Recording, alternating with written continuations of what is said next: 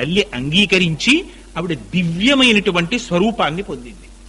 అప్పుడు అగ్నిహోత్రుడు తనలో ఉన్నటువంటి తేజస్సుని గంగలో ప్రవేశపెట్టాడు. ప్రవేశపెడితే ఆ శివుని యొక్క తేజస్సు గంగలోకి ప్రవేశించగానే గంగ సంక్షుభితమైపోయింది.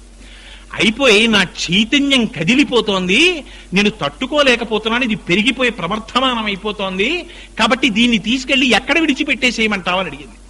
అడిగితే అగ్నిహోత్రుడు అన్నాడు, ఇంతకు ముందు హిమాలయ పర్వత శ్రేణువుల వద్ద నేను కొంత ఆ శివ తేజస్సుని దగ్ధమైనటువంటి దాన్ని తెల్లటువంటి కొండగా అక్కడ విడిచిపెట్టాను, నువ్వు కూడా తీసుకెళ్లి అక్కడే విడిచిపెట్టు అన్నాడు.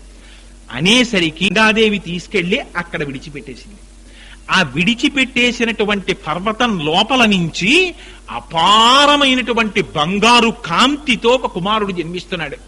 ఉద్భవిస్తే ఆనాడు పుట్టినటువంటి కుమారుడు మిరిసిపో